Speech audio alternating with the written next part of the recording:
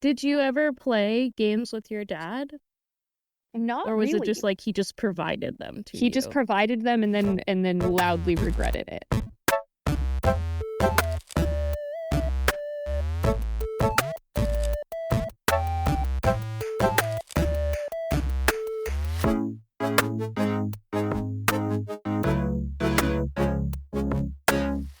Okay, well, welcome to the podcast. Anybody listening? This is Emmy and Annie Talk Indie. And by indie, we mean indie games. And by indie games, we actually mean any games we want to talk about. It'll probably be more than just indie, but we'll see about the future. Yeah, that's just sort of our vibes as indie games, but they may not necessarily strictly be indie. Yeah. So, I don't know. Emmy, why don't you introduce yourself first? Or I can. I'm good either way. No, I'll introduce myself. My name is Emmi Griffiths. I am a former software engineer.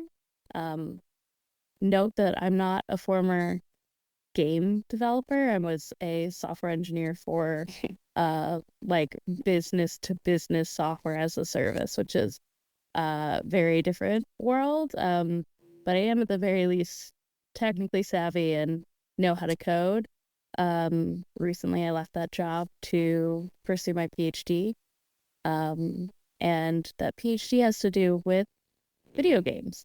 That said, I'm still a baby PhD student, so I am not like a research expert on this field yet, but that is the goal.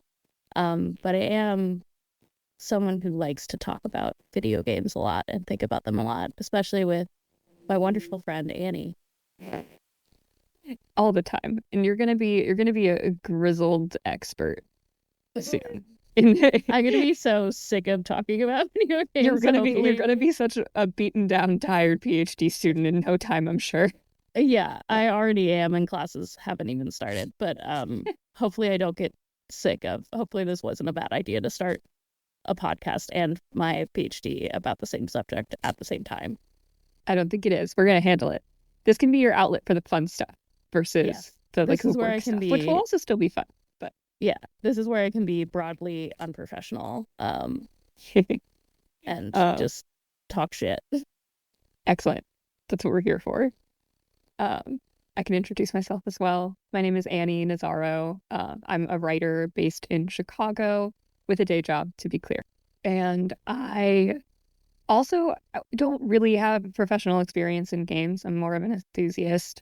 I did have a brief internship in a games department of a company. And I also, during the course of my MFA, because I have one of those in creative writing, I took a class on game development, made a very small, janky game that you can look up online. I will link it. I'm so proud of it. But otherwise, I am not a technical expert by any means. I just love narrative design and love stories and, of course, love games. And this podcast is a really great excuse to hang out with my friend Emmy and talk about the ones that we like and dislike and enjoy and don't play anyway, even though maybe we're not having fun anymore.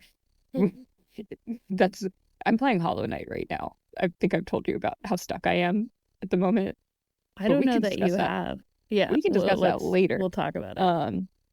Yes. Anyway, that's the intro for me, and I think we can also just say that I don't know. Part of the reason we made this podcast, or rather that we have been talking about making it for so long, is that we know each other from college.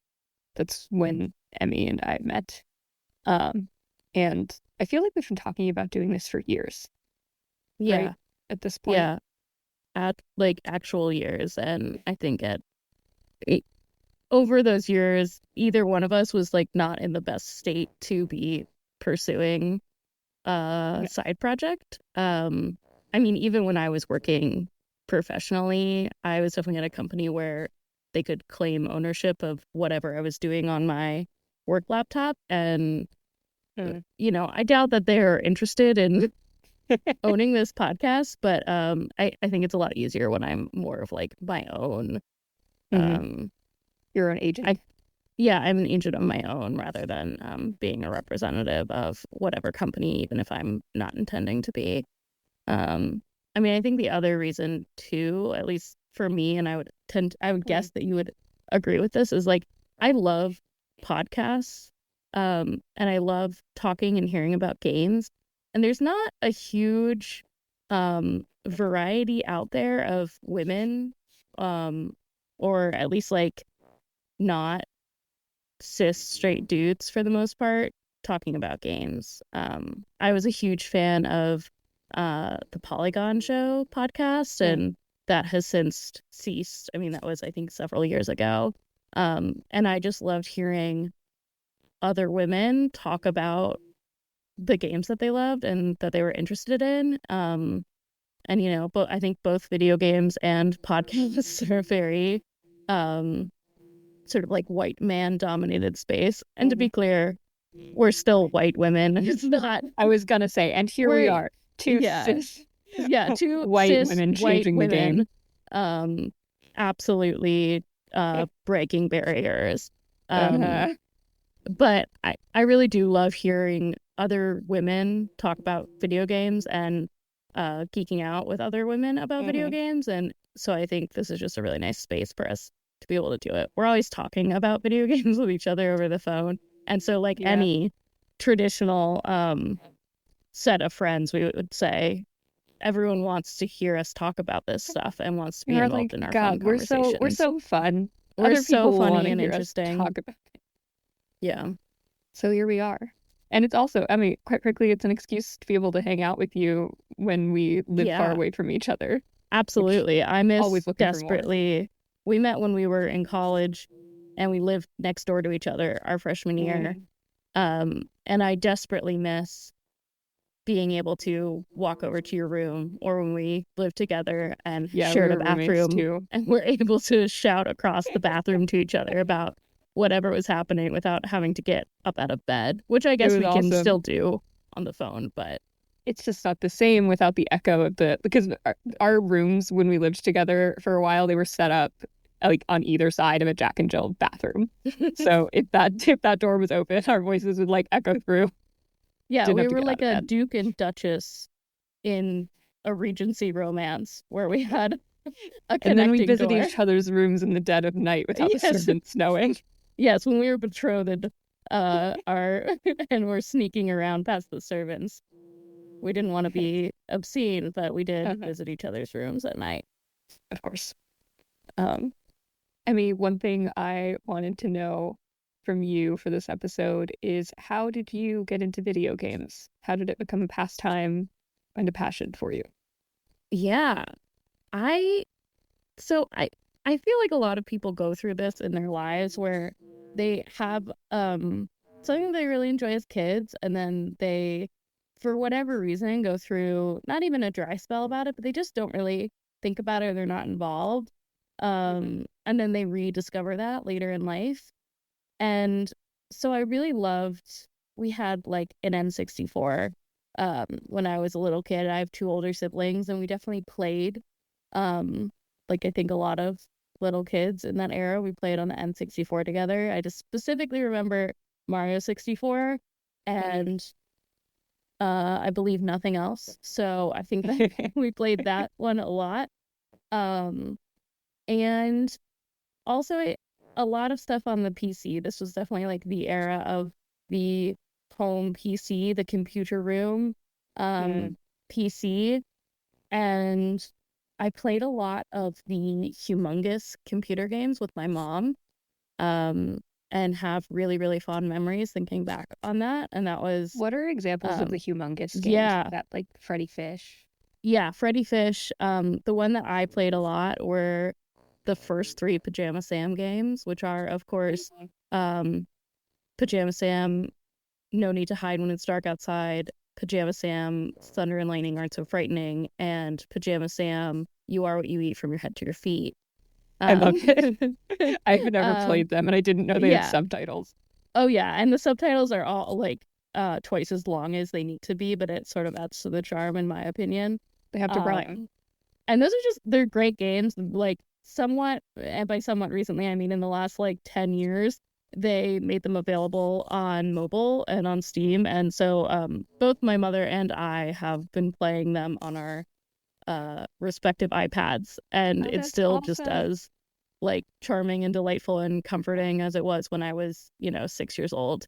Um, I didn't know yeah, and your that's mom was a gamer too. That's oh actually yeah, my great. mom's she's a big iPad gamer. She continues to play Angry Birds, but she doesn't like the new Angry Birds. So she just Oh, replays levels of I think the first Angry Birds, and that's what she does about like 1 to 10 levels of that in the evening while she watches the news. mhm. Yeah, so that's sort of my childhood experience with games. And as I got a little older, I played a lot of the Nancy Drew PC games, which I feel like have big teen girl energy, and I love Mhm. that about them. I remember Um, you playing them throughout college as well, yeah, oh yeah, even. I definitely revisited them, and I still will. I think I've played all of them except for the most recent one, which like just came out. Mm. Um, and yeah, absolutely love those. And the thing those all have in common, right, are they're like point and click adventure games, with Mhm. maybe, as far as Pajama Sam, very slight puzzle solving elements, but definitely in Nancy Drew. And I'm just like an absolute ding dong, so I usually play the Nancy Drew games with a guide up, um, and just really enjoyed those. So that's like childhood interest in games, right? Also playing Mhm. the Naruto fighting game on the GameCube when I was Oh in yeah. middle school. But then I think I sort of fell off of games with the exception of like my Nintendo DS or 3DS in like late high school. And I don't really know why. I think part of it was like, oh, my brother has the Xbox and he's like always on the Xbox, and it seemed a little intimidating to me. So I would watch my brother play Mm. games a lot and felt like maybe it's not for me, or I like don't know how to get back into it or get started. And then in college, you were really the person who got me back into gaming For because real? yeah, I don't know if we've talked about this. Like I really No. didn't play games until you got the Nintendo Switch, and that was like junior year of college. Um and I walked over and you were playing Breath of the Wild Oh my on your God. Wii U. On my Wii U, I didn't have the Yes, Switch your yet. Wii U. Annie was a staunch um I don't know if you're a staunch defender, but a I staunch am. The Wii U walked so the Switch could run. Okay. And there were so many good games on the Wii U that got passed over because I was one of four people who owned one. But yeah, wow. Okay. Yeah, I remember even thinking like when I first saw your Wii U, I was like, "What is this? Is This this thing?" device?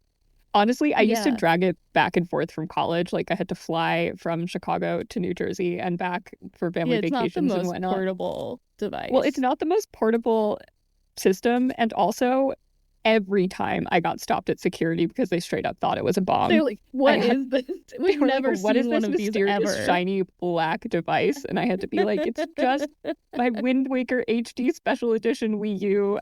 It's really good. Oh well, those were the Uh, days. yeah, I it was really I very clearly remember walking into your room and you were playing Breath of the Wild. Um, and I saw Link diving from a rock into the water. Wow. And I was like, this seems so fun, and I like desperately want to play this game. So I got a Nintendo Switch like right after it came out, and I got Breath of the Wild. And then I Eh. think I got a PS4 senior year and would play that sometimes. And that's really what like pulled me back into being like loving games. And also, I honestly like why I'm now doing my PhD looking at video games, is that experience with like my mom of playing video games with her as a little kid, and then also just having it be like I don't think I would go back to that interest of like, oh, what was it about playing that game with my mom that was so felt so good and so fulfilling to me, because I don't Mhm. remember a lot more about like when I was 6 years old or whatever. I mostly just remember playing that game with my mom. So Aw. I don't think I would have revisited that, um like that enjoyment that I had and had it develop my research interests in the same way of like, how do kids play video games with their caretakers and their families, and like what are they getting out of that? I don't think I would have revisited that if it weren't for seeing Link dive into the water in Breath of the Wild. Amazing. This is Link's power. This is Yes, this Link's is the tower power of specifically, Link. actually. He doesn't have to say anything. He just has to dive really smoothly into like a pond and catch a Exactly. fish. I can actually I can picture this exact part. Like this is at the beginning of the game when you're still in the intro area um and you're just exploring it. There's an area with a little Korok island. Wow. Wow. Yeah. I feel like that was a really, really long explanation of my history with games. Why don't you talk about yours? Did you have a period of your life where you like had a dip in your interest in video games at all, or was it like really consistent throughout? Yeah, I mean, much to my dad's chagrin, I think it was very consistent from the beginning, but I can explain, which is my first memory of having access to a video game is my grandpa, when I was in like kindergarten, got me and my sister um, Game Boy Colors for Christmas. And mine was purple.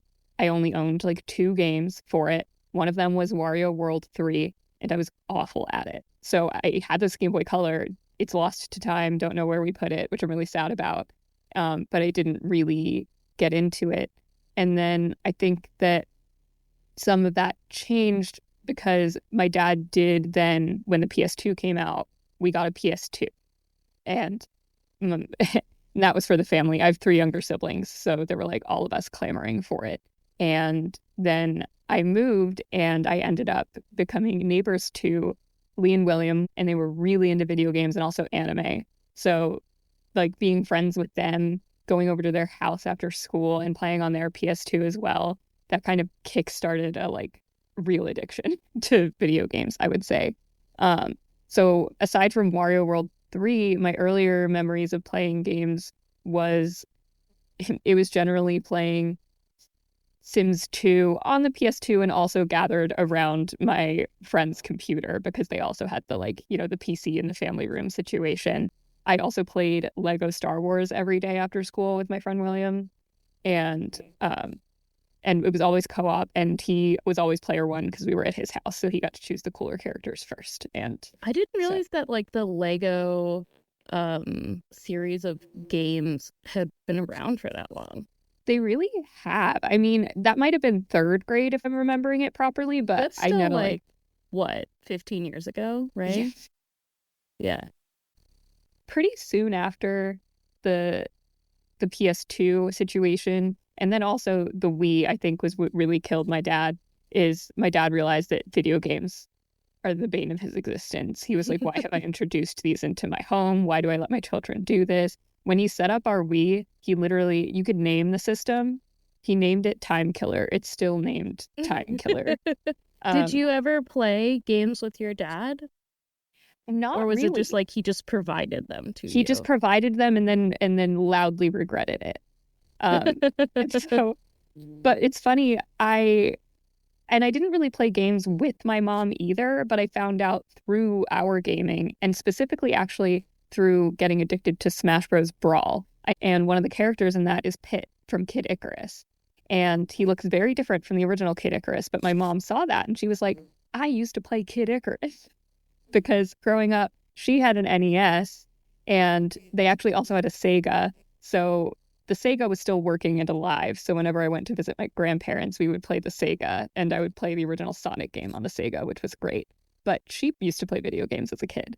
And she used to play video games actually even with her own dad because there was a golfing game on the NES and my grandpa is really into golf. So that was like the one thing that they bonded over. So even though my mom doesn't play anything now, it's really hard to get either of my parents to pick up a controller of any kind.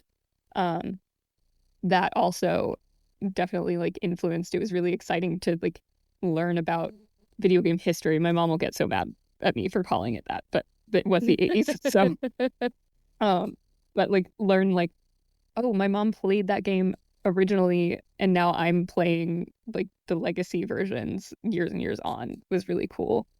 Um, my grandma's a gamer for sure, but also PC games. And I remember when I was a kid going over to like stay at their house and then wanting to spend the summer vacation sitting on my grandma's laptop because she had Bejeweled, because she had because she had like a bunch of other match three puzzle type games that were really fun and she was good at them. Zuma was another one. Um, and then my mom and my grandma have both always been really good with word games. So like them and my aunt, they play like Words with Friends still all the time together, and my grandma crushes them. I don't know why they're still trying to beat her, but that's that's like the family part of the games. Um, but yeah, it was partly because of, I would say William and Lee for sure, their influence that I also then got into really into RPGs. And I don't even know how it came into my possession. I know I got the Game Boy Advance SP Pearl Blue like also around second grade, and then got a bunch of games for Christmas for it. And that was just kind of the end because I realized it had a backlight. Like I could stay up late past when my parents thought I were asleep and play games. So like the Narnia Lion, the Witch, and the Wardrobe movie spin-off game was something that I played late into the night. All of that really, really just cemented my love for the big story games. And especially because William and me played a lot of like JRPGs. So then Kingdom Hearts came into play for me, and Final Fantasy and Ace Attorney. I'm so in love with Ace Attorney even now. Those ridiculous visual novel. They're puzzly too because you have to figure out what's going on in court cases. Um, and finally, we also can make it to around like the DS era is when I played my first Zelda game. My first Zelda game was actually Phantom Hourglass, which is the first DS entry to the series. Um, don't remember why I got it, but it was awesome. It changed my life, and probably, I, they're probably my favorite games that exist even now. So then you can flash forward to me playing Breath of the Wild, which I had specifically bought a Wii U for because we were promised a Zelda game for the Wii U. And then it ended up being the Wii U's swan song. But yeah, there was no break, partly because I was just always hanging out with nerdy people who also wanted to be playing video games. So there Yeah. was no break for me. And also like it's interesting to hear that you like played the games with your parents. And I'm sure that if my parents listen to this, they're going to be like, that's not true. We played blah blah. And we did. We played like board games and things for sure Yeah. together. But I was also the type of kid where my dad like limited our computer time. So I was really obsessed with Webkins and all the games on Webkins. And I was balling out in Webkins because I was good at it and had a lot of them. But also, I was like limited to an hour a day of computer time because otherwise I would spend all my time on it. My dad was Yeah, like, do something else, go outside. I remember when Webkins became a thing and having this very distinct feeling of like, I'm too old for this. Yeah. But that was maybe a coping mechanism because my mom hated the way that the physical Webkins looked. Like she She thought they were didn't like the ugly. stuffed animals. She didn't like the vibes, and she didn't want them in her home. When you were talking about your childhood, your experiences playing games as a Mm. kid, it did like surface several memories in my head, Good. which is like, I can't believe I didn't mention The Sims because I played Oh, yeah. so much of The Sims and have a really distinct memory of like, I think my sister had The Sims 1, and there was a discussion about she had the Hot Date expansion pack for it. Mm. But I was like 7 or something. Mhm. And I was like, I want to play The Sims. I want to play The Sims. I want to play The Sims. And so the agreement was I could play The Sims, but I couldn't um have them go on a date. That Couldn't go was on any the hot date. the agreement. They couldn't go on any hot date, which is very funny because you do not need to go on a hot date for your Sims to bone down. To Um woohoo. I to think I knew woohoo. what woohoo was before I understood that it was sex. It's like I, it's when you go under the sheets and then fireworks go off. yeah. Which I don't think is representative of everyone's experience with sex. Um, but I remember like, and then I was like, okay, yes, I get to play The Sims. And of course I was like, I'm going to send them on a hot date. But then I couldn't figure out how to get them out of the hot date. And I was playing on my sister's save. And so I just exited. And I remember being like, oh my God, what if I've destroyed her save or something, or like I messed it up, which like, of course I actually wouldn't have. It would have just lost all of my playtime, which so is really a perfect solution. Right. But No one would ever have known that you went on a hot yeah, date at age 7. the body stores trauma. And so even when I just bring that up, I feel a little anxious. Oh no. No. The other thing that I was remembering when you were talking about like playing games with your parents and your mom being a gamer, like my parents are a little bit older than yours, because you're the oldest, I'm the youngest of siblings. Right. But so my parents didn't really play games growing up, but I did learn. My parents mentioned that before they had kids, they used to play Leisure Suit Larry together. Are you familiar with Leisure Suit Larry? Yeah, I am. That's so Yeah. funny. Yeah, he's like, a like slimy scumbag who like I don't know, it's an adult video game, and Right. I thought it was so funny and charming that my parents like played this slime ball adventure game together, and still sort of talk about it fondly.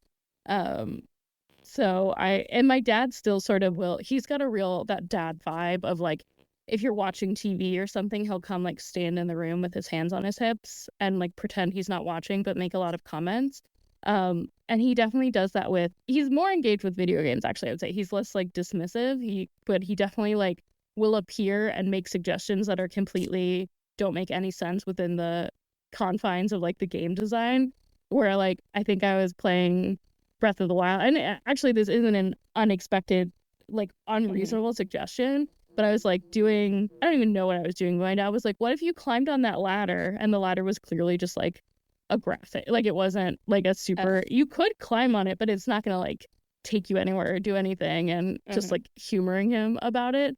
But yeah, now I'm just this is just on my mind a lot as I start my research, but people's like the relationships that we have together through gaming, it's a type of joint media engagement is like the academic term for Well, I mean, okay, so you're a younger sibling and I'm an older sibling. So I feel like we have different experiences around this, but I know, for example, that me and one of my sisters, we shared a room growing up for one thing. So she was kind of like forced to be in the vicinity of me playing games. But a lot of my gaming experience was joint, not in that I was playing with the other person, but one of my siblings was sitting there watching me play. And that was really fun for both of us because, like, this is my sister Lauren. She actually totally games now as well, although she complains that she's bad, and I support her regardless. But yeah, my whole experience of, for example, playing The Legend of Zelda Skyward Sword was me sitting in one chair, Lauren sitting in the other, and her like sitting there helping like read a guide in case I was having issues with the boss. Like her like watching me do it and also cringing through like the scary parts, like the Silent Realms. And then I had the opposite experience whenever I went to go hang out with my older cousins who had an Xbox and who were playing the type of games that I didn't have access to. Like I specifically remember Gears of War, Call of Duty. I was the one sitting in the chair watching them play, which was always impressive to me because I, to this day, really suck at first-person shooters. But that was, I think, an important part of the gaming experience too, because I still like got to experience games that I wouldn't have touched then, but I'm really kind of interested in now, including like Metal Gear Solid. My friend played a lot of those games too, and I sat on the sidelines. Or even when The Last of Us came out, I was over at my friend's house who had a PS3, and I had just bought Fire Emblem Awakening. So he sat and played The Last of Us, and I sat and played Fire Emblem Awakening for the first time. And it was just a really lovely golden afternoon of us both experiencing games that changed our brain chemistry, honestly, like going forward. But I like even though in those cases I wasn't always playing, and even though in those cases Lauren wasn't always playing, I really liked the parallel play aspect of it, that we were able to experience the story and the gameplay together. And even I don't watch Twitch streams of games very much, but whenever I have, it kind of makes me feel like I'm the younger sibling again, watching that happen. Yeah, it's sort of a very comforting feeling, right? Doing that and just sort of, not even passively, but like, I think Twitch actually could be, I bet there are studies out there about this.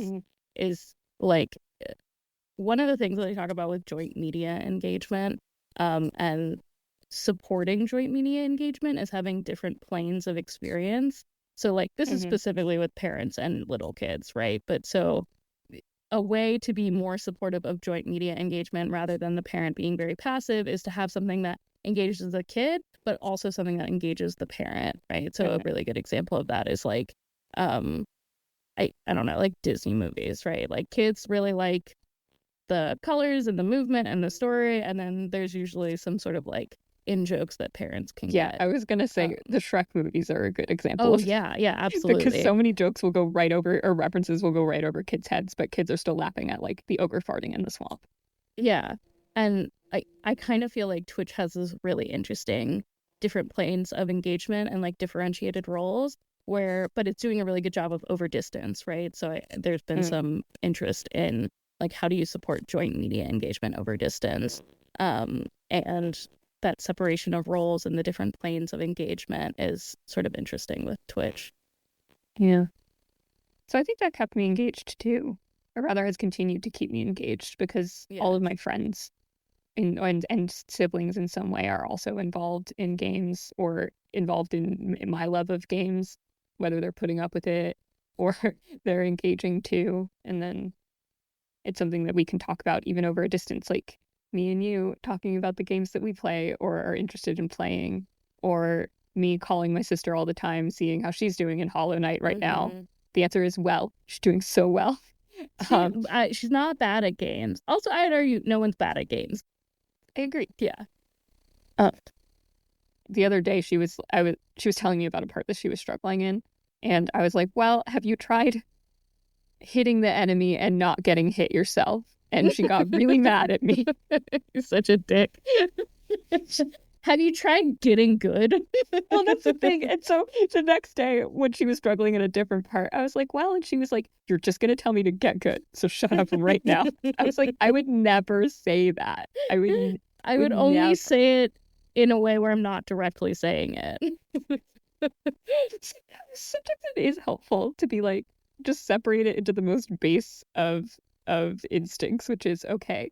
I'm getting hit too much. That's why I'm dying. Therefore, I will learn not to get hit in this battle. Yeah, I mean, honestly, I think that's often my greatest struggle, right? Is I just want to, maybe this is a common theme in my life or something, but I just want to get through it and I don't want to block.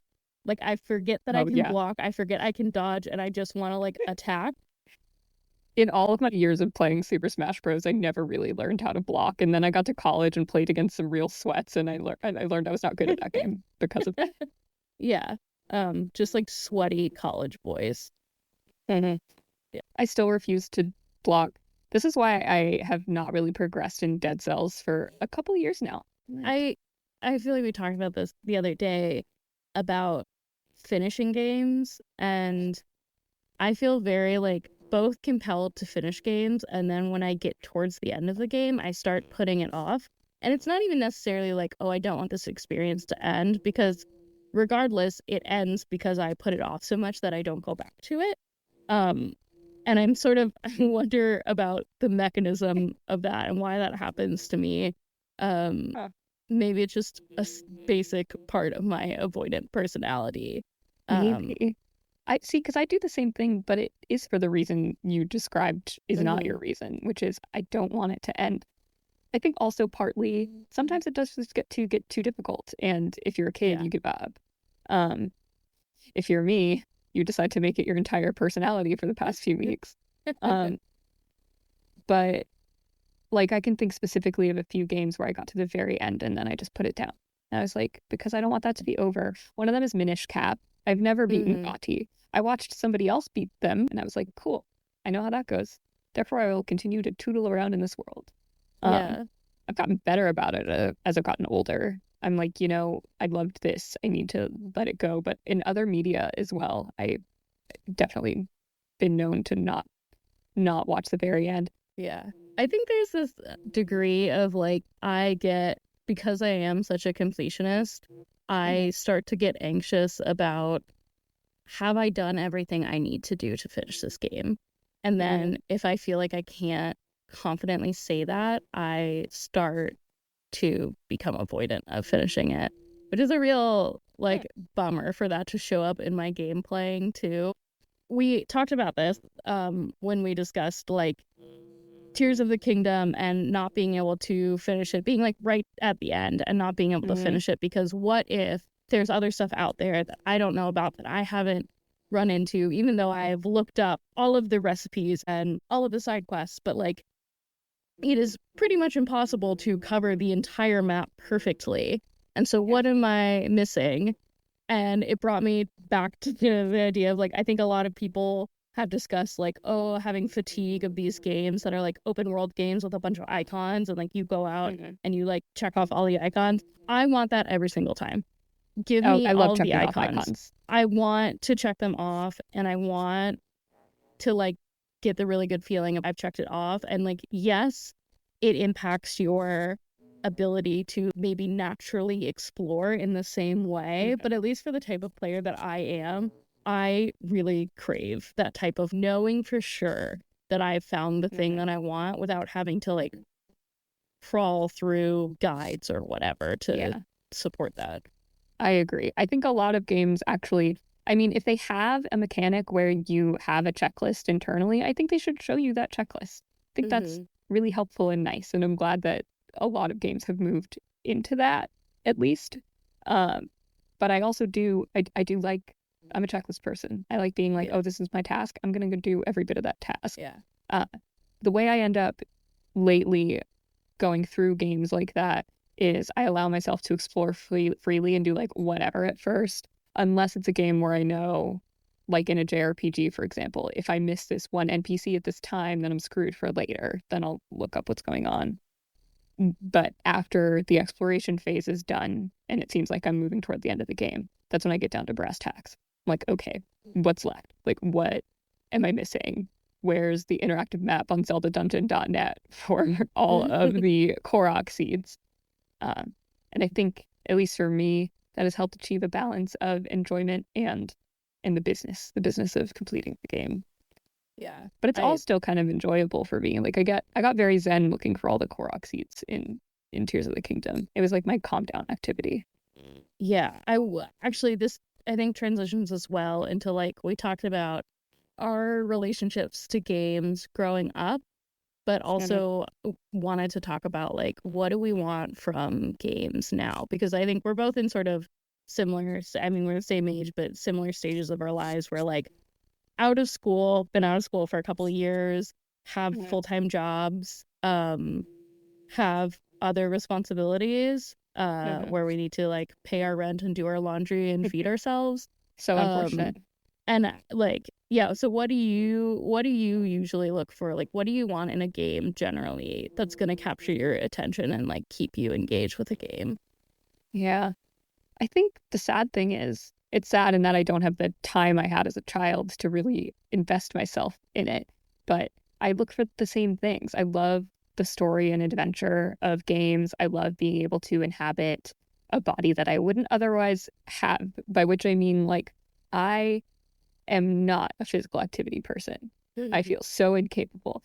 Cannot run around, cannot swing a sword. Every time I look at Link, I'm like, haha, that shit's easy. And then I remember I can't climb a wall. I've never thought that. You've never thought that? I'm like, I can do that. You fucking loser, it's so easy. Why are you having a hard time, Link? Can't everyone just climb a mountain in one go? But no, so, and this is the part where my dad would be like, just go outside, but I can't. Instead, I play my games instead.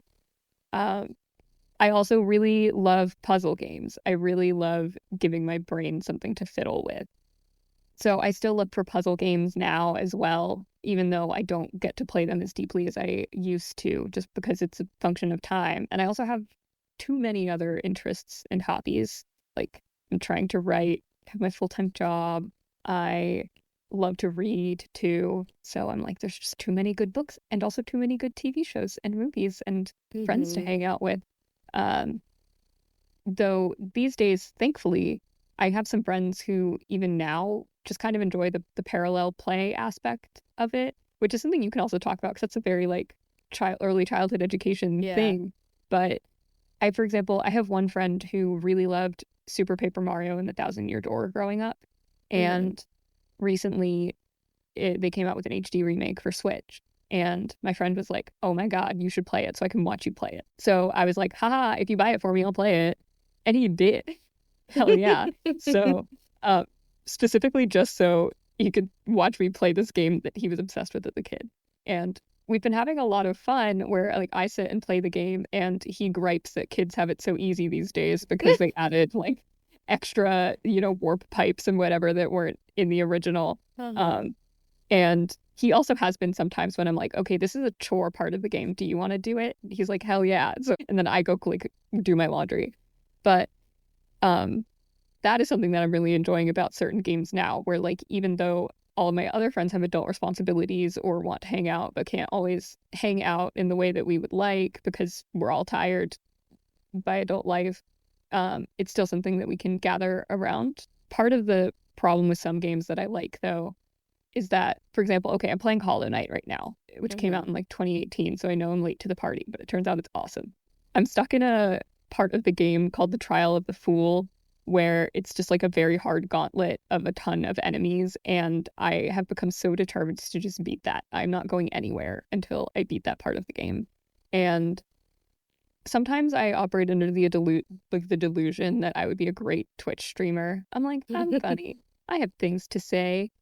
People would like watching me play games. No, my friends are okay with watching me play games. And I can't play Hollow Knight around them because it would be so utterly boring and sad to watch me fail over and over at this one particular part of the game that I've genuinely been trying to beat for weeks. Every day I play like another hour of it.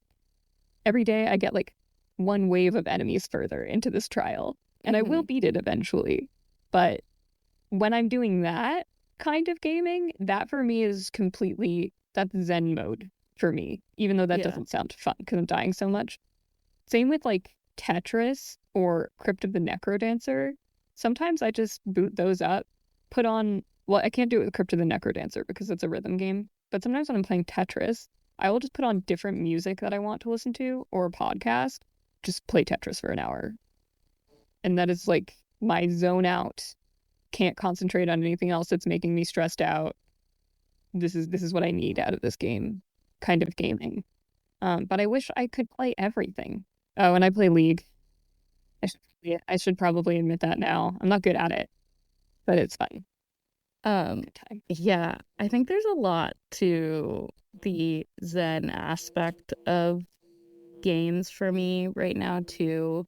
And also the fact that gaming is the maybe one form of media engagement where I can enjoy two media simultaneously of playing a game, listening to a podcast. And not all games, right. Like not all games, not all games, not all games are suited to that. But I think that's the type of game that I am often drawn to most because I can, like, I usually don't want to just sit and listen to a podcast. I usually want to be like doing something either like with my hands or like lightly engaging to my brain and then listening to a podcast. And I find that really cozy. And I think there's something too about like, there's a different I'm losing the actual term for it, but there's a different type of like memory or thinking that is related to actions, especially actions that you're very familiar with. It starts with an I. But there's basically a type of action that you could take that's like when you drive a car, right? You're so it's not quite muscle memory, but you're so used to driving a car and driving your commute that once you get there you can't really remember what you did. And I feel that way with certain games that I've played a lot of, or I love nonograms or like Picross, because if you really know the strategies of it, it becomes algorithmic in a way where you just like set your body up to do this thing, and then all of a sudden you've gotten the satisfaction of completing all these puzzles, but your brain isn't necessarily like wholly engaged in it. Yeah, and sort of like a brain tickle. I don't know. I really don't like the way that brain tickle sounds, but that's what came out I of do my get what mouth. you mean. I mean, that's Tetris for me, and then also like the infamous Tetris effect coming off of that, if you've ever experienced it. But it's where you like play Tetris so much, you start seeing the blocks like in Mm, front of you all the time, like falling and clicking together, which I've definitely experienced, especially because I was really into Tetris 99 for a while. Um, how long would it take before you experience that? like a week, I don't know, but I have an addictive personality. I started dreaming in Tetris But as like well. when you were playing Tetris, like how long would you play Tetris? Oh, well, when I was severely depressed, hours. But Okay. but yeah, and it just becomes it again, it's kind of calming. By the way, the type of memory that I was trying to think of was procedural memory or Procedural implicit. memory. Okay. Implicit memory is the I Implicit. word that I was could only think of imperative. That's just like a real basic psychology 101 fact is the I like different it. types of memory. Um I one thing that we haven't mentioned yet as an aspect of our engagement with games, either when we were younger or now, is the fandom aspect, I feel, as well. mm-hmm. Like that's huge for me. And I not less for you exactly, but I do think that like part of like looking at fan art being part of a community of other people who are super excited about something at the same time is a really important aspect to me of certain games. Like Yeah. Fire Emblem Three Houses at the height of its popularity was so much fun, I think, for both of us. Hades as well. Oh God, yeah. Prime Hades, that's a high I'll be chasing the rest of my life. Oh my God, yeah. I do think there is I sort of lean on you to experience fandom in a very filtered way, where basically I will Mm. see the fan art that you send me or start following someone whose fan art you sent me or who posted about something. And I don't know why it's not that it's not engaging to me. I think to some extent I don't have the skills to navigate it or like to become engaged in it. And I wonder why that is. I don't know. I mean, for me, I'm like a lurker for the fandom Mm, stuff anyway. mm-hmm. So I kind of because I don't draw really well except I'm trying to learn to draw right now with pixel art, but it's usually not fan art. Um and I don't really write fanfic, although I read a bunch. So I just, I think it's just because I'm too online and I read obsessively. So maybe when you Mm-hmm. say you don't know how to navigate it, maybe you just have other things to do, which I'm so glad. I'm so glad that you have Yeah. other Or things to like, well, do. I think in the traditional age for becoming engaged in fandom, which is middle school, Mm, I was very engaged in like fanfic.net mm, and reading Twilight fanfic or nice. Naruto fanfic. So I think that maybe that's just the arena that I was used to in terms of engaging with fanfic. And now that Mm, things live on like AO3, I feel like a an elder and like mm, not totally sure how to interact with this new world because I don't I have gotcha. that like formative experience with it. It just really enhances the experience of even the gameplay itself for me. And I wouldn't be as into, for example, Baldur's Gate 3 as I am right now without that because I don't have a system to play it on. Yeah. So I've been Well, that experiencing it yeah. solely through other people's experiences. I was gonna say I that's something that I've noticed about you is that you don't even need to be engaged in the source of a fandom to be in the fandom and to like I remember talking to you about Final Fantasy 15, which was my first Final Fantasy, by the way. It was Final Fantasy 15. And the way that you already knew the story beats and like what was going to be devastating to me, you like Oh, already yeah. were familiar with it by being like really into the fandom online but Yeah. not even And well, having a actually, system to that was play my it. friend William too. He played it. He was really into that one. And I watched him play a lot of the game. Actually, I didn't watch him play a lot of the game. I watched him play a lot of the beginning of the game where you're just a group of four dudes in a car Mhm. rolling around the country. Mhm. Um, And then I was like, look at those boys having fun. And then I went and read the things that happened. And I was like, oh Yeah. no. Yeah, I think now might be a good time to wrap up in a way.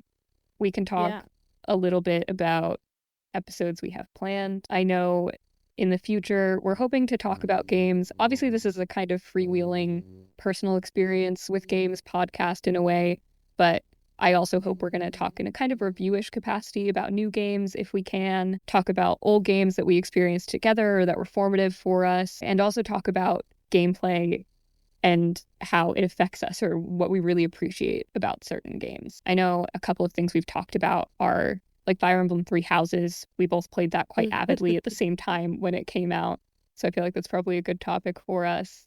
Yeah. I want to talk about The Legend of Zelda, of course, at some point. Yeah. Yeah, Emmy, what are you thinking about for our Um, future?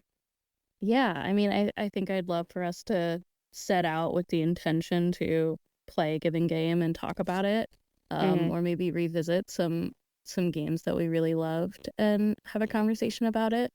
Um, yeah, I mean, I'll make a note of uh just make a note of in terms of me and my PhD. Mm-hmm. I think sometimes I'll share interesting factoids, but this is really not necessarily intended to be public scholarship for me. Mm-hmm. So I may be referring to it in a very general way, or if I don't get the details quite right, I'll make sure to make a note of it and link whatever we talk about. But I don't know that necessarily this is going to be something where I talk really in depth about that type of research. So I would love to learn from you about the psychology of some of the gaming choices that we see, because Yeah, I don't know things like implicit memory, but I love learning about implicit memory, and it's yeah, very cool. Something that I think would also be very fun for us is if you recommend a game that I've never played and why I should play it. yeah, That would be very fun. Like I haven't played a lot of the Nancy Drews, although I've like obliquely yeah. experienced them. I've never played Pajama Sam. Jam Sam absolutely friggin' rules. And so I think that, yeah, hopefully in the future we can have a couple episodes of that as well, where we each experience something that was formative for the other. And overall, I'm hoping it'll be a very good time. I would be really interested in doing a case study on the design choices of Pajama Sam that, at least for me, it made it very accessible as a young child, but also as an Mm-hmm. adult. So that I can double dip a little bit in terms of like we can play Pajama Sam, we can talk about those design choices, and maybe it'll seed Mm-hmm. some future research for me too, in terms of it being a game that's felt very supportive of learning while also not intentionally being an educational game. So that could Ooh, be and those something are that was games really we can talk fun. about too. Like, for Yeah. example, one of the games that my dad has ever been happy I played was Animal Crossing. Because from Mm, Animal Crossing, I genuinely learned about so many different types of bugs and fish to the yeah. point, because I'm an obsessive collector, that was a huge part of my gameplay experience of the Animal Crossing games. So it's to the point where if I go to a museum or an aquarium or whatever, I'm like, I know what that is. I know what that is. That's an arapaima. Like before you even get up to the sign. He was like, Yeah. okay, maybe games are good for one thing. I love that aspect. That's really interesting. Hmm. So yeah, Um, I'm yeah. hoping most of all that we just have fun with this and don't Yeah. get this is a note for me, and don't get too self-conscious about saying and yeah so much, because I know I do. I one of the other things I'd love to do is just Mm, like this is for my own value as well, is just keeping an eye on games that are coming out soon. yes. Um, and maybe we'll play them, maybe we won't, but I'll just list off a couple here just from a quick um scan Mm, of the Internet Games Database. One that looks real, they're mostly all things that look real cute. One that looks real cute is Once More. That mm-hmm, comes out in very soon, September 22nd, and we might not release this super quickly, so this could be in the past. But Once mm-hmm. More, which is like a real cute puzzle game of a marshmallow, and you're trying to become a s'more, and just the mechanism of the puzzle game is like it's sort of very physical. Another one that I know people have been talking about a lot is Tiny Glade, which is very sort of relaxing. You're making castles, you're making a little home for your little sheep. Mm-hmm. That's so um cute. there's Ninano Green Ranch, which looks to be very, very Stardew-esque. with the exception of you can slaughter your animals. Oh, I don't think that you oh. actually are, I don't think that that's a mini game, but you I are was gonna say, and then in they the animate you trailer. going in with the butcher's knife. Yeah, in the trailer, you do see them like loading animals onto a truck with like a Oh no. butcher symbol on it. So if you wanted to play Stardew and kill your animals, then maybe that's a good choice for you. Another one that looks very similar to a game that came out somewhat recently, Townscaper. I was expecting like maybe this is by the same developer, but it doesn't look like it is. Islands and Trains, which is sort of like a building simulator. Forest Cafe comes out September 27th. That just is, you're feeding other little animals. Love that. And then in a similar vein is Pizza Possum, which might already be out. Yes, this was maybe this came out a while ago, but I was unfamiliar with it until I was looking at it. You're just a possum and you want to eat as much food as you can without getting caught. Awesome. Things. So one thing that I do want to note, especially as we start a podcast about games, and also as like someone who aspires to be part of making games one day, not just on my own, is that the industry is in such a bad place right now. Like so many layoffs have happened just this year to like really talented, cool teams. I know the whole Annapurna Interactive team also recently left Annapurna because of some kind of internal breakdown of negotiations for their work. There's been AAA layoffs, multiple, there's been indie closures, and games are so cool and so hard to make and such a team effort that it's just really hard to see even as an outside fan. So I think that that's something that we also like won't be ignoring as we go forward. Yeah. Like thinking about the human conditions under which games are made. Yeah, certainly. I think like ongoing efforts for unionization are particularly interesting and valuable. Yeah, I mean, it's just awful to hear about pretty much every week. You hear about another massive layoff. And hopefully these people are finding new jobs or they're starting their own studios. But that's a lot more precarious than working for a large developer. Yeah. And games are supposed to be so much fun. And then there's also this. All right. I guess for now we'll sign off, but I think that we all have a lot to look forward to about this. And Emmy, I'm really excited to talk about games with you. I'm also very excited to talk about games with you, even if no one listens to this podcast. Even and if no maybe one that would be a blessing, perhaps. But Mm-hmm. even if no one listens, I am really enjoying spending this time with you and talking about this stuff together. Yay. Okay. Well, till next time for all of us. Till next time.